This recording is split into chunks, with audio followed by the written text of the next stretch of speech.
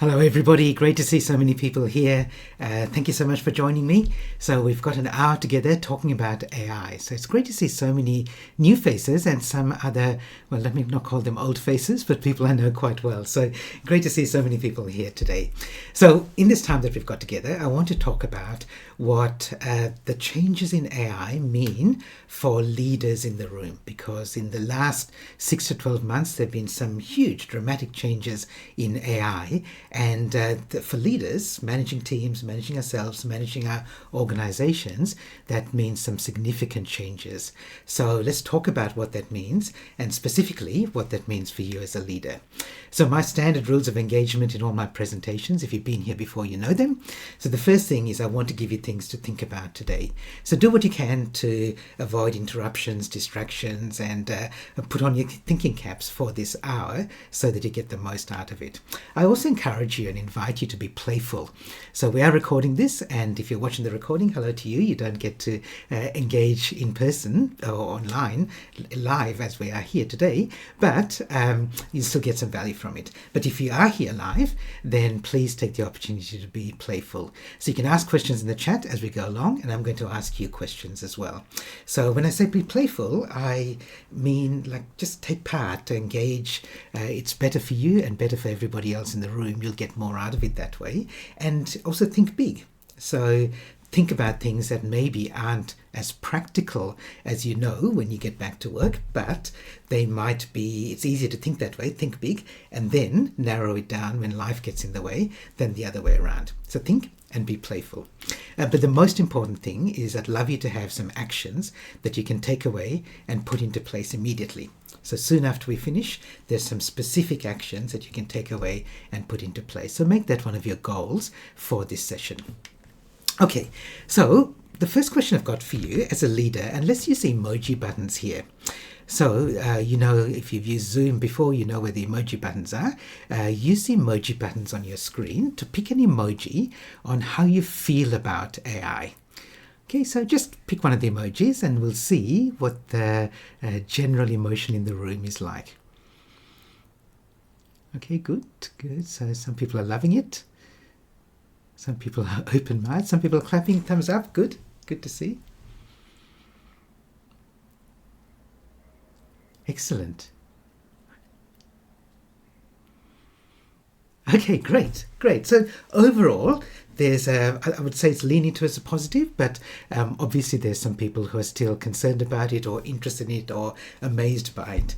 So also, can I just say to you, anytime during this session, if you want to use your emojis to express your emotion, please do that. Please do that as we go along.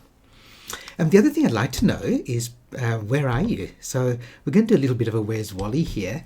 So I've got a map, and I know most of the people here are in Australia, New Zealand, and that area. Just type in the chat where you're from. I know we've got some people from across the ditch. I can see some people there, and from all around Australia, even the top end.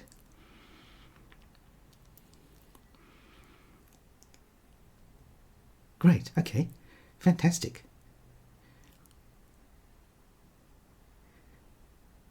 Good, so part of the reason for this, apart from just knowing where everyone in the room's from, is because I'm going to use some examples here, and some of them are going to be international examples, but also some of them are specifically for Australia. But you'll see when we go through the examples that they're relevant wherever you're from.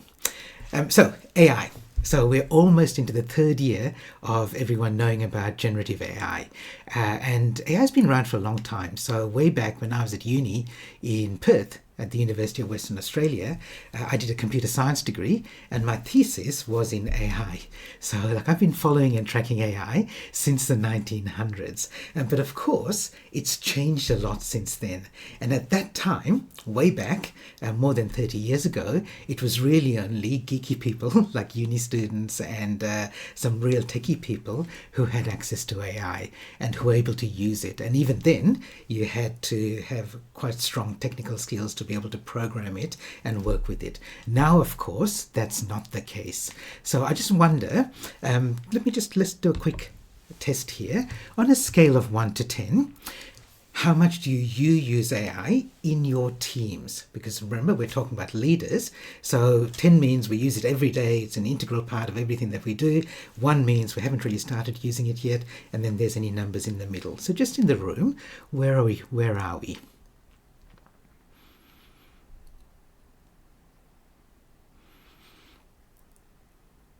Yeah, great. Okay, so we're hovering around the 6 on average.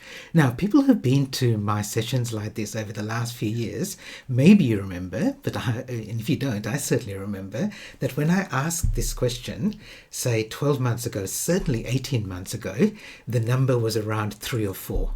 And now we're up to 5, 6, 7. So definitely we're having a much, much higher use of AI adoption. It's not surprising. I'm sure you're not surprised by that number. But the reason I asked this question up front is because one of the biggest and most important principles of you using AI is that it's always got to be about people first and technology second. So there have been a lot of people who've worked in digital transformations in their organizations over the last 10 to 15, maybe 20 years. And I've helped some of those leaders around that, around digital transformation. And AI is just the latest version of digital transformation. And anyone who's been on any of those transformation projects will know that they will never succeed if you don't get your people on board. So it's always got to be about people first, technology second. And AI is no different, it's exactly the same. Let me share with you some research that was done about AI just in the last few weeks. So this is from the MIT Media Lab. I'm not giving you the full answer here. A certain percentage of AI projects, they researched, they asked a whole bunch of leaders about their AI projects, and they asked them what percentage of AI projects failed. Okay, so I'm going to ask you, let's do this with just type in, and let's go in numbers from 0 to 100, but in 5, so 0, 5, 10, 15, 20, and so on. Let's see what people are saying. Yeah, everyone's getting high number, which is right. We're definitely at the high end of the scale.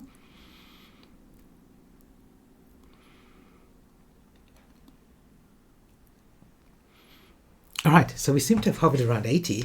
In fact, it was worse than that. It was 95%. So I think Kim was the first person to get that answer, not surprisingly. Kim's another AI expert who's here on the line as well. So yeah, 95% of AI projects failed.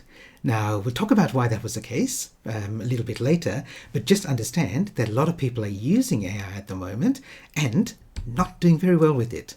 And many leaders, many organizations are implementing either AI pilot projects or full rollouts of AI, and they're not doing very well. Okay, so it's not all bad news. I will talk about some of the dangers and the challenges and the problems that people are having.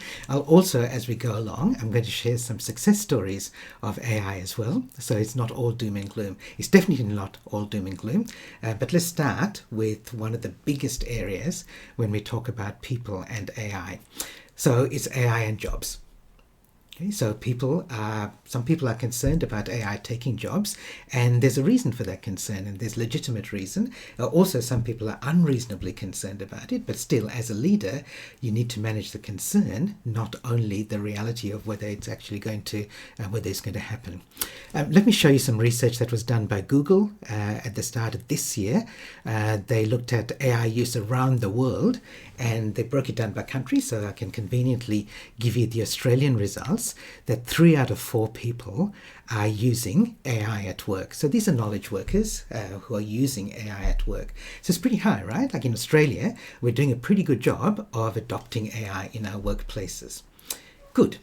But there's some other research that came out at around about the same time from Slack, and they were looking at workforces and again using AI. And in Australia, they found that almost half of the people who are using AI at work didn't want to admit it to their boss. They didn't want to tell their managers. Why? So why do you think that was? So just type in the chat why you think people didn't want to admit that they were using AI. Scared, fear,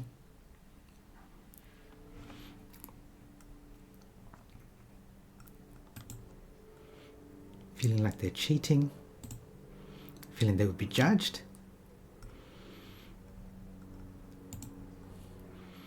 There's an expectation that we do it all ourselves, so this is a cheating one again. Yeah, exactly. They're not demonstrating their own skills. Yep.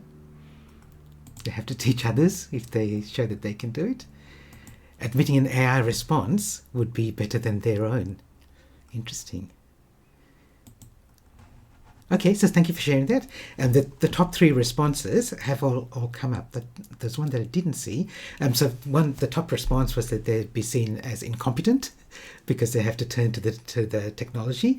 They would be seen as lazy, and the one that has come up is that they feel like using AI is cheating.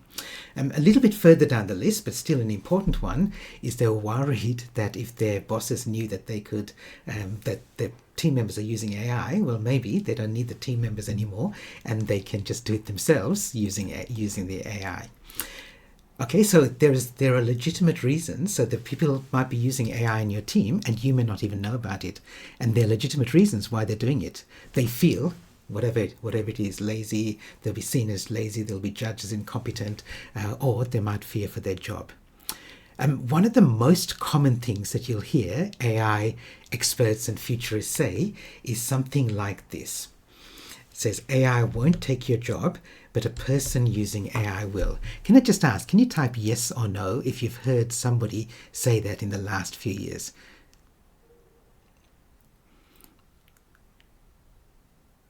Okay, so a lot of people have heard that, right?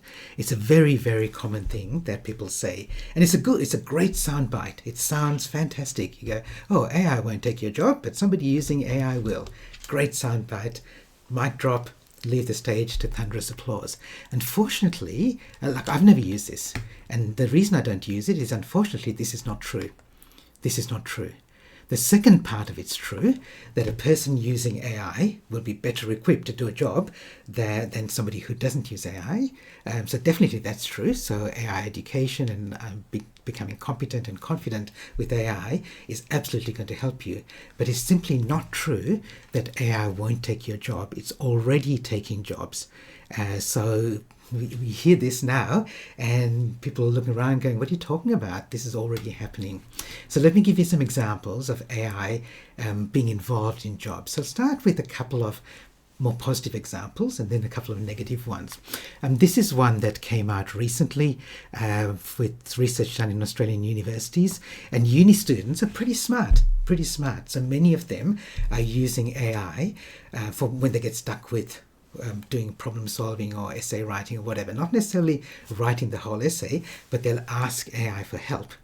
Now, they're smart in two ways, right? So one is they know how to ask AI for help, but they're also smart in not trusting what AI gives them. So if they ask their lecturer or their tutor, they might get, they might trust them like 90-95%, but their trust in AI is much lower because they know that AI can make mistakes. So that's good. Another thing that came out of this research is that the students who are using AI feel that AI is not going to judge them as harshly. They won't be seen as asking stupid questions. They won't be seen as being dumb. They won't be seen as being judged, so that they won't feel as vulnerable when they ask the AI as opposed to asking their lecturer or tutor for help. Okay, so there's good and bad in using AI. Here's another example that came up a few weeks ago. This was, this was reported last week about patients going to therapy who found out that their therapist was actually using ChatGPT during the session. So what they found was that they were doing an online therapy session, which is quite common now, and accidentally the therapist had shared their screen, and on their screen they were typing in whatever the patient gave them and was getting advice from ChatGPT. Now, I wonder how you feel about that. And in fact, I was going to ask to use your emojis to say how you feel about that, about therapists using ChatGPT. Okay, so lots of open mouth amazement about that.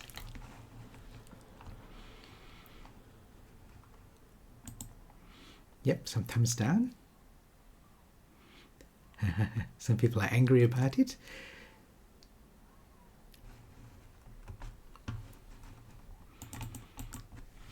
So this is interesting, right? So I think this is interesting, because I reckon in another 12 months from now, a year from now, you might be upset about your therapist not using AI.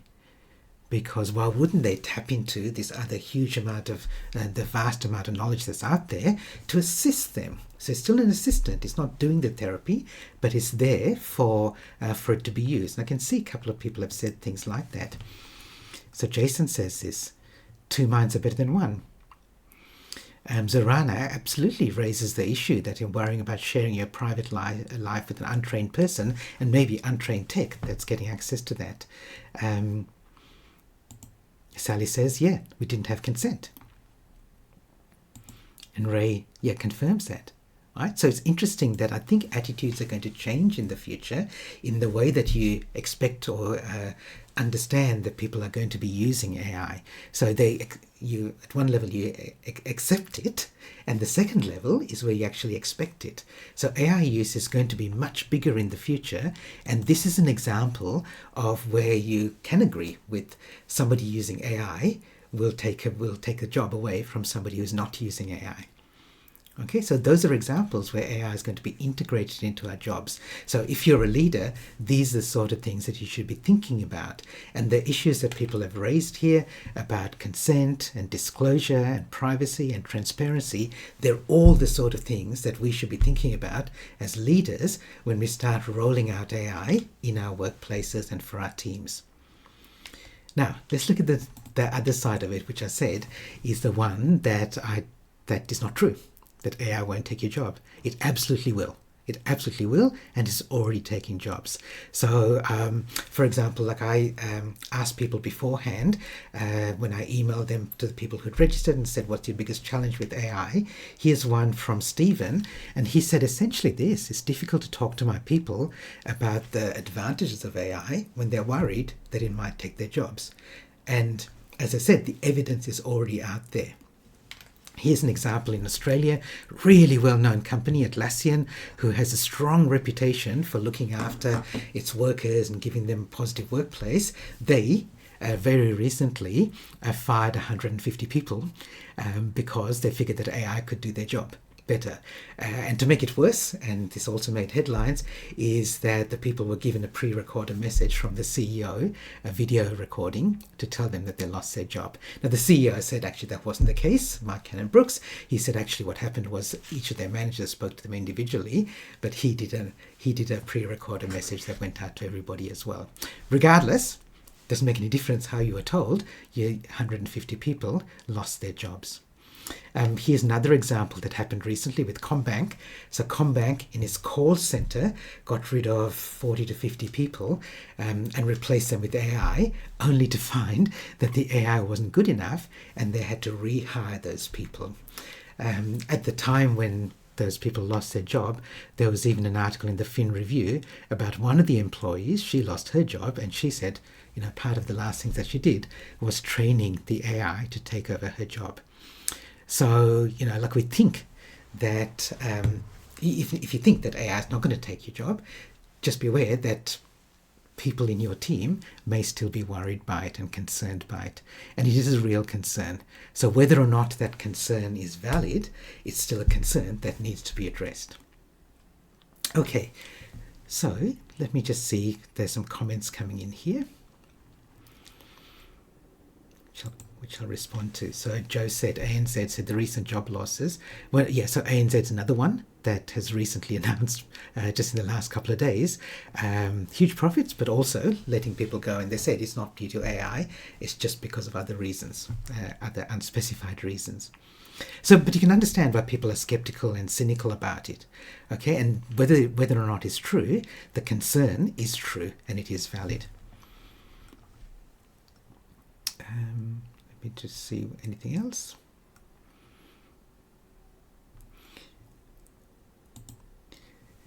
Yeah, so Caroline, so this is an interesting question, right? Like, will you take the role of teachers or principals? So again, like, in fact, Caroline, I was speaking at a conference in Wellington just a few days ago, and I know you were there. And the role of AI is going to be assisting teachers and assisting principals. At the moment, that is very, very likely, and the more that you use it that way, the better. However, I can definitely imagine in the future that it will be taking away some of those roles. And it may be, like, if you think about the education sector, so it's not going to necessarily replace a teacher or a principal right away, but who might it replace? Maybe a tutor, because AI is really good at tutoring, like helping students one-on-one. So instead of them engaging a tutor, they might engage ChatGPT, and then they still have the backup of the primary source, which is the classroom teacher. So some of those roles are definitely going to go. As I think, Rebecca, you just confirmed exactly what I was saying there. So the pastoral care and the community engagement, that's all still really relevant, but some of those other things might disappear. It's interesting, John. So you say tradies are safe? Yeah, so I remember years ago, another leadership speaker, Futurist, said, I'm going to teach my kids to be bricklayers because that's a job that'll never disappear. And then soon after, they came up with, there was news about this robotic bricklayer that could build a house in a day, right? And so that sort of thing is happening right now. Okay, so one of the problems with AI taking jobs, I'm just going to show you one little example of where AI gets it wrong when it's trying to take a job. So we're going to do this with a poll here. Okay, so this is a poll which is not to do with AI, but play along with me as we do this poll. So I'm going to ask you a question about renewable energy. So which of these countries, there are 4 countries, and I've picked all 4 of them that start with E, which of these countries is powered almost 100% by renewable energy? Okay, so just type in the chat A, B, C, or D. Okay, so we can see there's Ethiopia and Ecuador and Ethiopia, A, B, C, or D.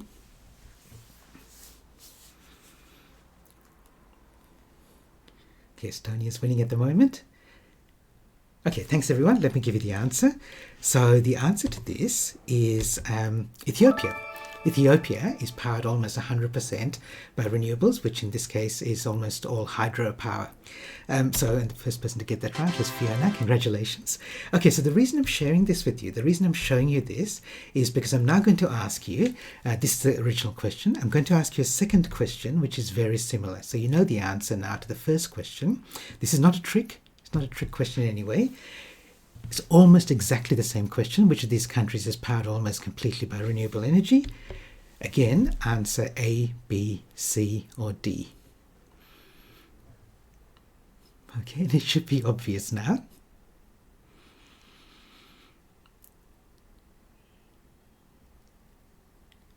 Okay, so interestingly, some people still answered A or C, but I've already told the answer, right? The answer is obviously it's none of the above, because the country that is Ethiopia doesn't appear on that list, right? It's obvious. So thank you to everyone who did that, especially Lisa, who did that one first. But here's the point. So if you ask ChatGPT these questions, the 2 questions, it will get the right answer both times, because ChatGPT has been trained on a huge amount of data. However, the reason that I'm showing this to you is because researchers did a similar experiment, but they did it with students who are studying to be doctors, so medical students, and they asked ChatGPT the sort of questions that are typically asked in a medical exam. And ChatGPT, you may have heard, is really, really good at passing medical exams and law exams and a whole bunch of other things. But remember, the way that it's trained is that it takes in all this information, including past exam papers. So the researchers were trying to figure out, is ChatGPT really smart, or is it just learning from these patterns?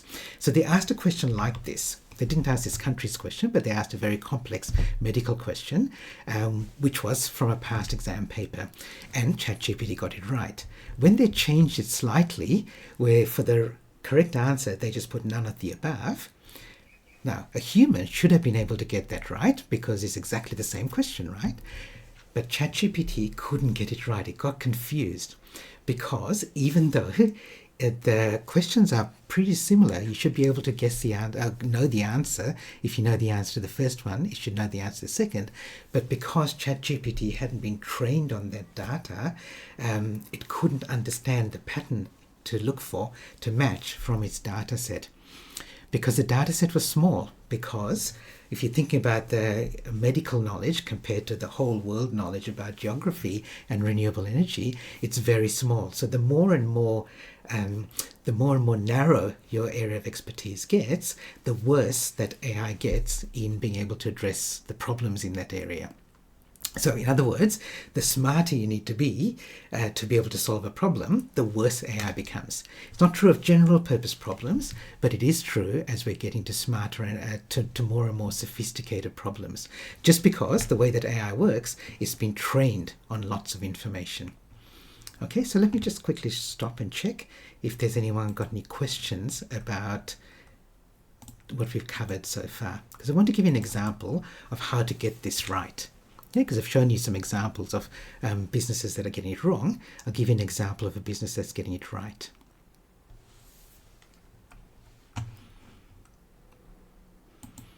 Okay, let me give you that example now then. So this is an organisation in Western Australia, in my hometown. It's the RAC. So around Australia we know them, Victoria's RACV, Queensland RACQ, New South Wales and RMA, and so on. So this is a member organisation that does a lot of insurance. And I went to a presentation from somebody at the RAC, Bobby Patel, who's the head of data analytics, and he was talking about the way that RAC is using AI in pretty much every aspect of their operations. And somebody at the end put up their hand, it wasn't I, put up their hand and said, are you using, replacing your call center staff with chatbots and AI chatbots? And he said, no. And he said the reason we're doing that, or not doing that, is not because the AI chatbots aren't good enough, but because part of our mission is to serve the Western Australian community. And if that's the case, we're not serving them by people in the Western Australian call centres losing their jobs. Right? So he said the reason we're not doing it is because it goes against our mission. So when you start thinking about whether you're going to use AI for this, deployed for this project or that project, consider, first of all, alignment with your mission, your vision, your values, and what you stand for as a team and as an organization. Okay, again, remember, people first and then technology second. The other part of that is then when you make that decision, make sure that you bring your people along that AI journey. So I'm sure the RAC has been very open and transparent in saying to the call center staff, you're not going to lose your job to AI. It's like part of our mission is to support you. So bring them along on the journey, understand their fears, understand their concerns. In fact, I'm going to ask you now, let's tap into the expertise in the room. If you were to have a conversation with your team about AI, what are the sort of questions you might throw out there to facilitate that sort of conversation? This, by the way, is one of the things I recommend you do. Talk to your team about that. So, for example, a question that you might ask is, what are you afraid of with AI? Another question, how do you think you could use AI to enhance your job? Okay, so Nicholas says, how are you using AI already? Yeah, Fiona, for your team, what are the risks of using AI? Like, what do you think are the risks? What's your biggest challenge? Yeah, who's already using it? Okay, because I think one of the best things you can do is identify AI champions who can then share what they're doing. Julie says, do you see any benefits? Some people won't. Neil's talking about doing low risk and low value projects. The purpose of this conversation, great to see the responses coming in, the purpose of this conversation is not to find new ways to use AI. The purpose of the conversation is to have the heart conversation about people being worried about AI or excited about AI. It's about the emotion side of it, not about the practical side of it. The practical things may come up later, but be really, really careful and be really, really intentional about how you bring people on the AI journey. There absolutely will be education and training and then new technology and so on, but all of those things are secondary to getting people, getting their hearts and minds on the journey as well.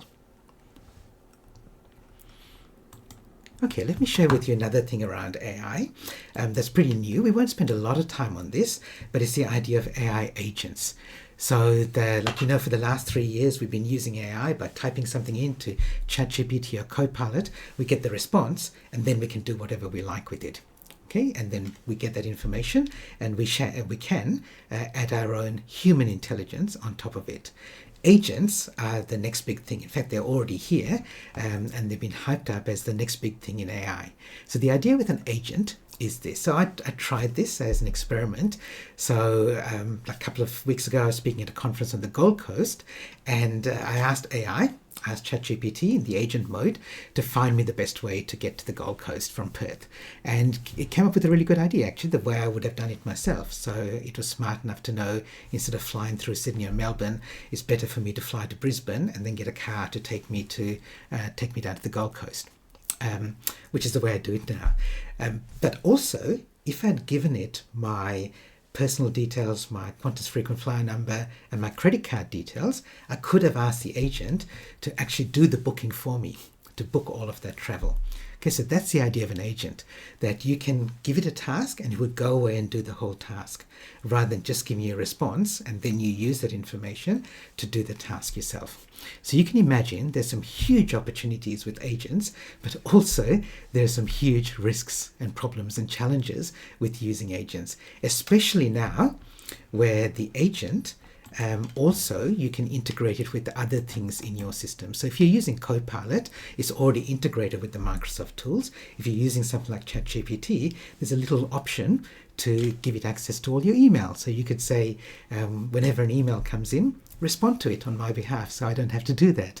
So you can get to inbox zero very quickly, but is that a wise thing to do? Is that a smart thing to do? I always loved this poster that I saw many, many years ago about coffee, that coffee lets you do stupid things faster with more energy. And this is one of the things that agents can do as well. If you don't think carefully about using them, then there are problems. So as Amanda's already said here, are there any safety risks? Absolutely there are. There are safety risks, there are privacy risks, there are risks to spending money that you don't want AI to spend, as Amanda's saying, credit card details. Absolutely.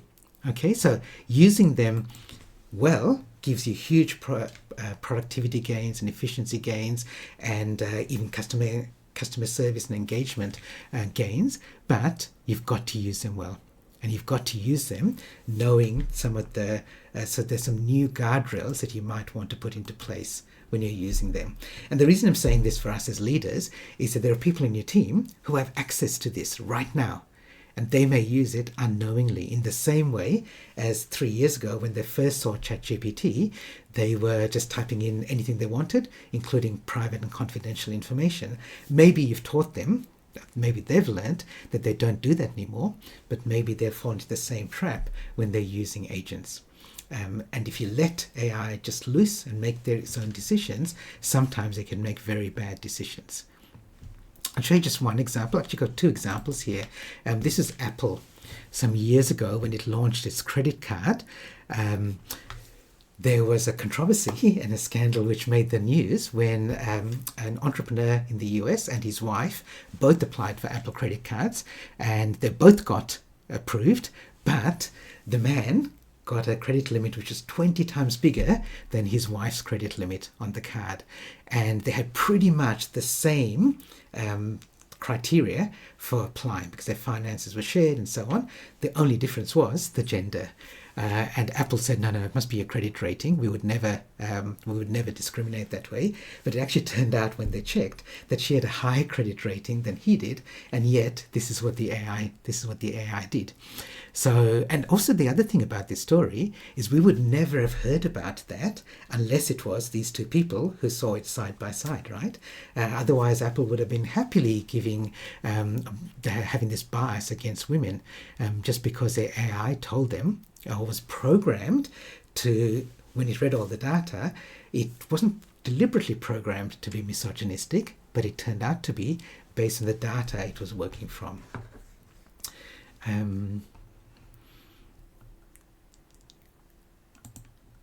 Yep, as Troy says, we've got AI that's been trained by biased humans. Also, AI can't necessarily make good judgment calls all the time. Here's an example that came out just a couple of weeks ago with, this was AI with Taco Bell had started using AI for the drive-through. So instead of having a person taking your order, you'd speak into the microphone, and it would be an AI that took your order. But people decided to game the system or prank the system, and so it was making ridiculous orders, and they had to take it down very quickly. Taco Bell should have known better, because the same sort of thing happened a few years ago, when McDonald's tried the same thing, and they had the same problem.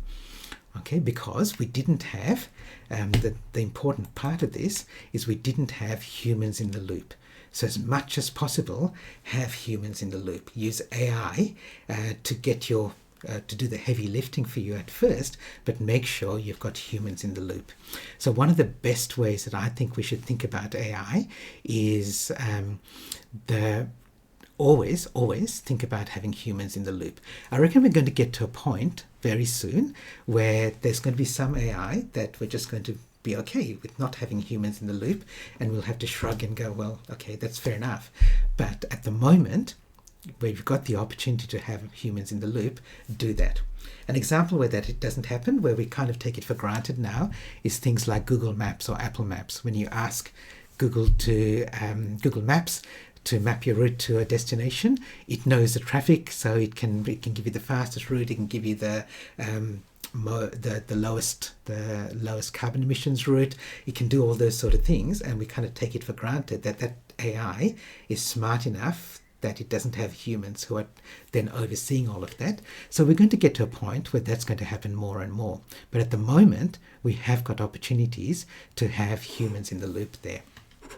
For example, if I go back to that RAC example with Bobby Patel, so what he said in that session that I was at, so he said, we're not going to replace our human call center operators with AI, but we do use AI in our call centers. What we use it for is that the operators, they use AI to help. So I had a problem because somebody ran into my car in a car park. I wasn't in the car, but I had to make a claim, and so I rang up RAC. I can't even remember the question I was going to ask, because you can mostly do the claim online, but I had some question maybe about how long it would take. And I was speaking to a human operator, but she might have been behind the scenes using AI to look for answers to my question. And I'm very glad if she did, because she would have given me a better answer, because it was her answer, but assisted by the AI. Okay, so I reckon a really good way to think about AI rather than AI is to think of it as IA. So this is not my ideas. I've heard many other people talk about this as think of AI as an intelligent assistant rather than being this all-powerful intelligence. And if you think about it as an assistant and teach your team and educate your team to use AI that way, it will put some really useful first guardrail around it. You still need to do things like privacy and security and transparency and reliability. You still need to do all of those things, but from a mindset point of view, think about it as an intelligent assistant. Okay, let me stop and see. I see some comments coming through. Yep, Grace sharing example here about Amazon's AI that was biased against women because it was based on Amazon's own employment records, which were mostly male dominated, so it reflected that bias.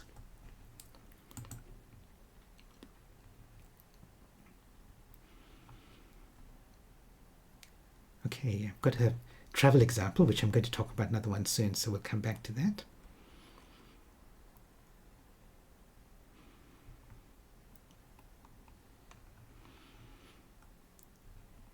Yeah, so Lisa's point here is a really good one. Like Google Maps and things will use humans to talk about accidents and things. So yeah, so often when I open up Google Maps, it says there's an incident ahead. Is that still happening?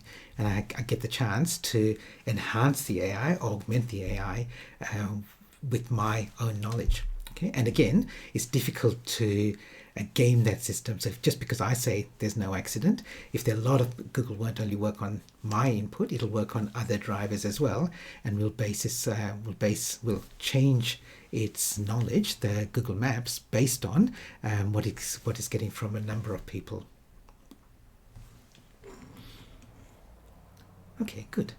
Let me continue with I just want to show a couple of AI success stories here before the last section where I should talk about some of the problems, some more of the problems with AI. So AI, like I've talked about some of the challenges that you might face. Here are just a few, and I'll go through this fairly quickly, some examples of AI success. So we're soon going to have a digital Dr. Carl, who's going to have and will have an AI chatbot that's been trained at the moment to be able to address climate skeptics and climate change deniers. Because he can't do it himself, but he's got his training an AI chatbot to be able to do that. Here's another example. This is the University of South Australia is using AI to take satellite imagery, and looking at the ground, it can detect bushfires as an outbreak before it really flares up, and AI analyzes the images and then alerts people on the ground. It can do a better job than can be done at ground level because it's got that aerial view, and it's using AI to look at that. There's an American company, this is around the circular economy and recycling, called woodchuck.ai, and it'll automatically scan rubbish tips to find materials that could be recycled, that it can take out. So if you ever wanted to know how much wood could an AI woodchuck chuck, if an AI woodchuck could chuck wood, the answer is about 30 to 40%. Okay, so it's doing a pretty good job with that. And it's doing it in a way that then helps sustainability in the circular economy.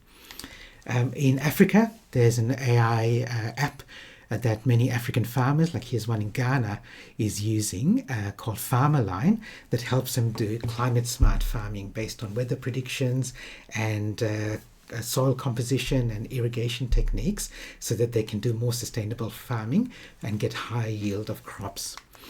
Here's an example for bird safety. So where there are wind turbines that often kill birds that fly into them without knowing what it is. See the little thing next to it? That's a little camera that can detect birds coming along and will automatically slow down and stop the turbine so they can fly through. And also, its AI will also figure out the bird's flight patterns so that you can then decide which is the safest place to build new wind turbines. So these are all really like positive examples of AI in use.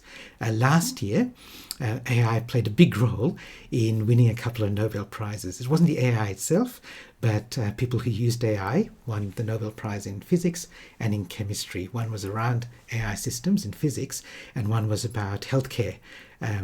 Cancer disease detection with protein folding in chemistry. So there are some real examples of AI being used really well in the world.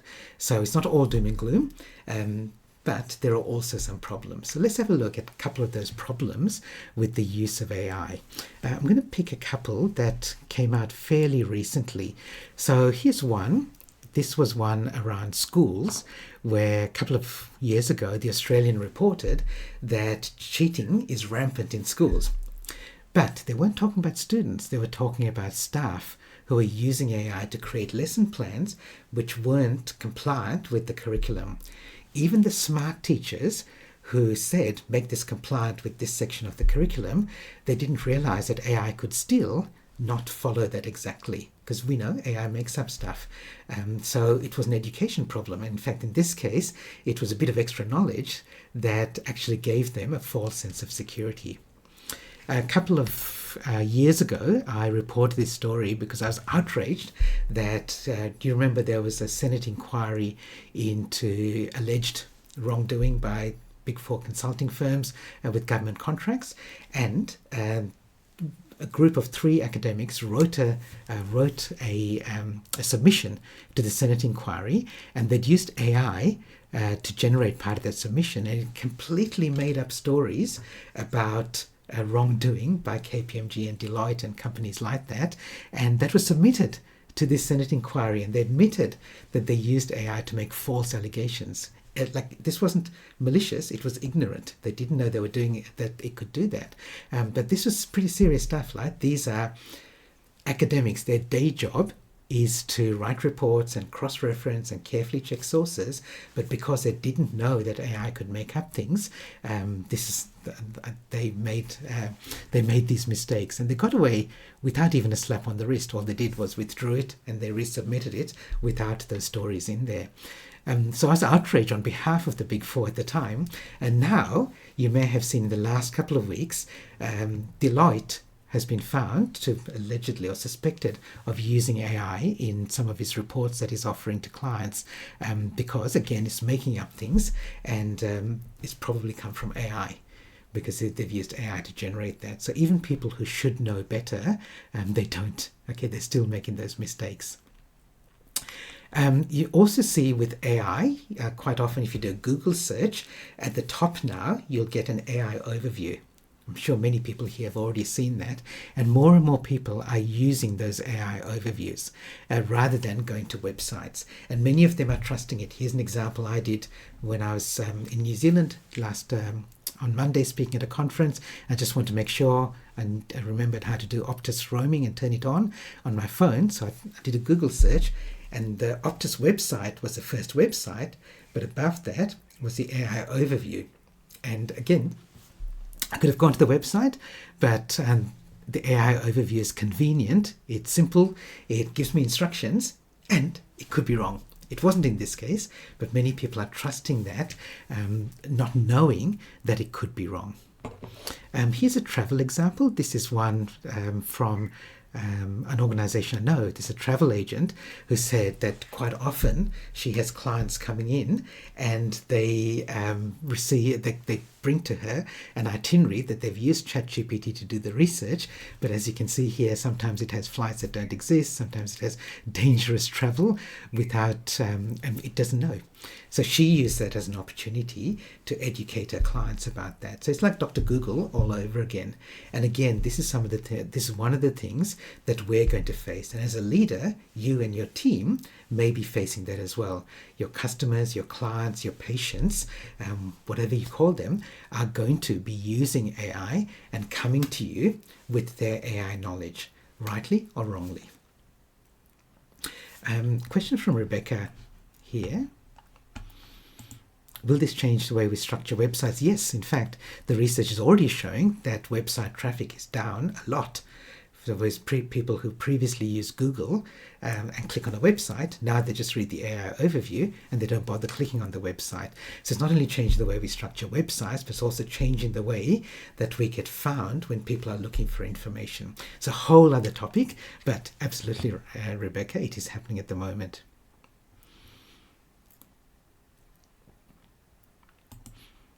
Okay, comment from Ray. Advisors used AI to form a report, and not was actually done in the core documents, right? So the bit that you can't see there. So we're having to do extra checking because of this. Yeah. So again, this is part of the education. The problem is not that AI gets it wrong. The problem is often that people don't realize that AI gets it wrong, or how much it gets it wrong, or how to train it and educate it and prompt it in a way that is less likely to get things wrong.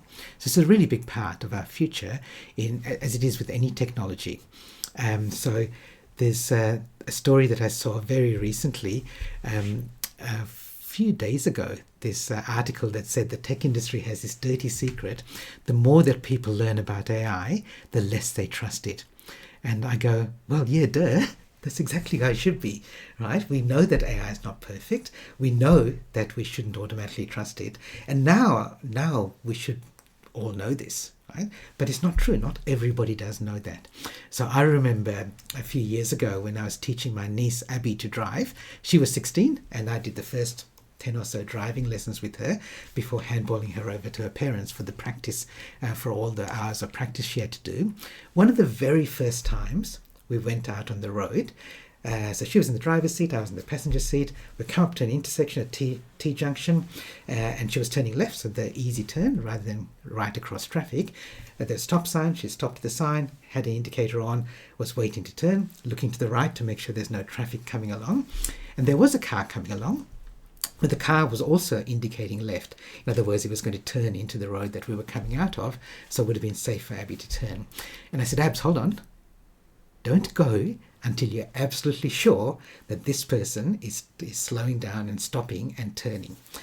And sure enough, this driver happened to have their indicator on, but just went straight along. Either they had the indicator on and forgot, or they were turning at the next street and they put on the indicator too early.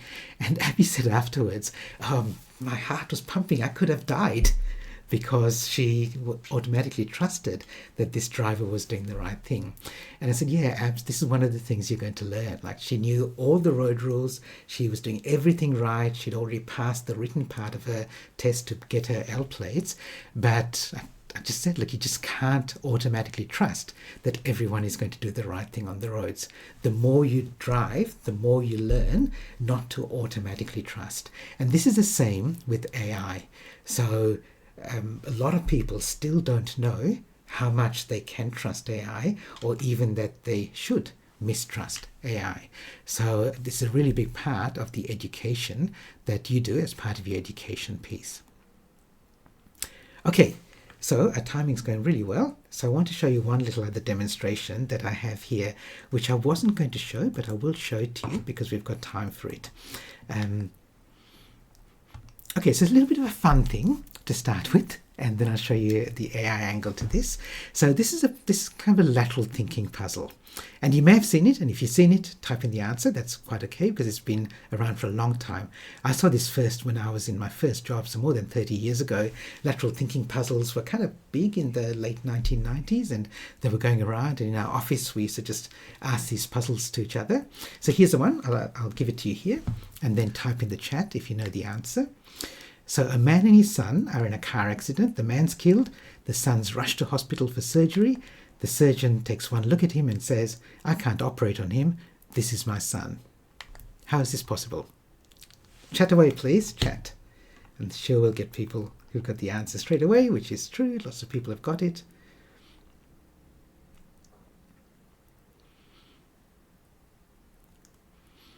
Yeah, that's right. Okay, so the surgeon's a woman, the surgeon's his mother. Okay, so that's the correct answer, right? In fact, if you ask Gen Z that question now, they would pretty much get that answer straight away, even if they've never heard of it before. It's only we oldies who grew up with that kind of bias that surgeons have to be men kind of thing. In fact, if you ask Gen Z, they'll also say things like, it could be he's got two fathers because it's a gay relationship, or that he's an adopted son, and so on. They'll come up with lots of other answers because they have multiple ideas in their head when it comes to parenting. But okay, so what does this mean for AI? So if you ask ChatGPT this question, do you think it's going to give us the right answer? Well, the answer is yes, because ChatGPT has just been trained on all this data that's gathered from the internet and elsewhere, and this puzzle has been widely distributed online. So there'll be lots of chat rooms asking this question and giving the answer. So here's what ChatGPT says. So I pasted in exactly that same text that you just saw, and sure enough, it said the surgeon's the boy's mother, and it also gives some alternative answers as well. Good. Okay, so nothing surprising there. This is exactly what we'd expect. Here's another variation of that. This is somebody shared this on a Reddit post somewhere, and I tried this myself, so proof that this actually happens. So here's a different question. A child is in an accident. The doctor doesn't like the child. Why? Now, if you think about it, that's kind of a bizarre question, completely unrelated to the question that I asked earlier, right? So there could be multiple reasons for this. If we ask ChatGPT this question, will it give us the right answer? Well, yes, it does. Okay, so it sounds like a trick riddle with the keys in the wording. The only thing we're told, the doctor doesn't like the child, could be for a number of reasons, and then ChatGPT gives a number of possible reasons for this. Okay, fine. That's really good. Now, you may or may not know that ChatGPT, the latest version, which is version 5, has two versions. It has the standard one, which is the one that you can see and you'd get automatically if you didn't think any differently about it. But it's also got a thinking version. So the thinking version, I recommend that if you want more accurate answers in general, go for the thinking version because it does more reasoning rather than just pattern matching. So if you give it this same question, child's in an accident, the doctor doesn't like the child, why? It thinks. And it thought for about 40 seconds when I asked it the question. And then it said, because the doctor is the child's mother. This riddle plays on the assumption that doctor means a man. Okay, so the more advanced version of ChatGPT got the answer wrong because it was tricked by doing the pattern matching and going back to the completely unrelated lateral thinking puzzle that it had thought about, that it had already knew about before. The simpler version of ChatGPT got it right. Why did it happen that way? Nobody knows. Okay, now, if you try it now, I tried this a couple of weeks ago. If you try it now, you might find that they fixed this and it now knows the correct answer to this. But it's one of those bizarre situations where using the more advanced version actually gives you the wrong answer. And using the simpler version gives you the right answer. I'm just sharing this now just to give you the warning that even if you use the advanced reasoning model, even if you use, there's deep research which goes even further, there's some of these AI tools have got labs which go even further.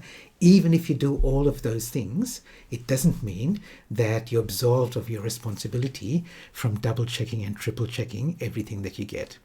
Okay. As Joe says, ChatGPT also overthinks. Okay, so good. All right. So just to finish up, I want to give you some actions for you to take away and use. You may have already got some actions already, and if you have, fantastic. Here are a couple of really specific ones. Some of them are repeated from what I said earlier. And one of them is a bit of financial advice, so I need to give you my disclaimer that I'm not a financial advisor, never been one, never played one on TV, but this is some advice that I think many of us would have heard in our past. The idea that high risk, high return, low risk, low return. I'm sure many people have heard something like that. I'm really grateful to Dr. Paul Council, who used to run these wealth education courses about 25 years ago in Perth. And so we used to go to these lectures. I signed up to one of his courses. He had all these presentations, but I also got one-on-one coaching with him.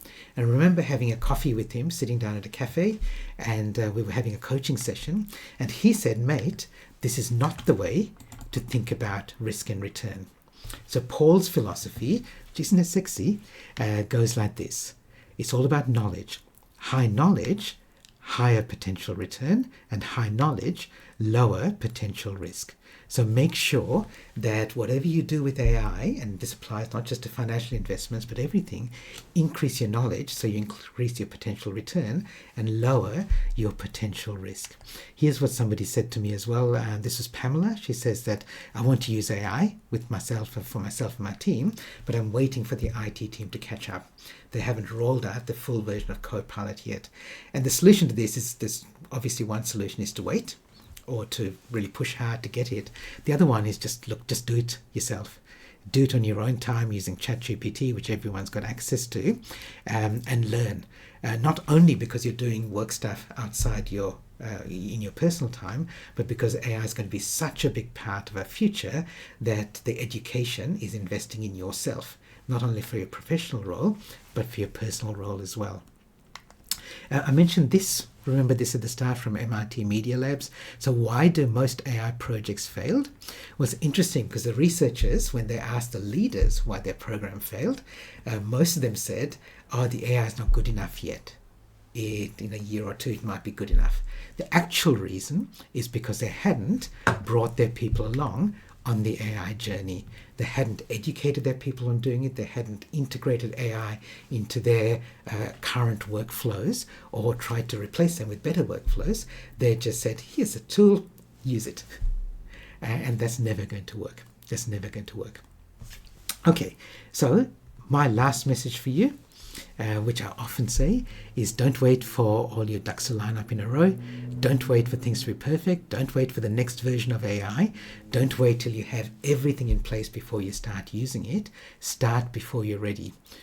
Put the appropriate guardrails in place for yourself and your team, but don't wait. Start before you're ready, because the world, and especially AI, is not going to wait for us. Thanks, everybody. Thanks for coming along. Thanks for engaging, and I'll see you in the future. Bye for now.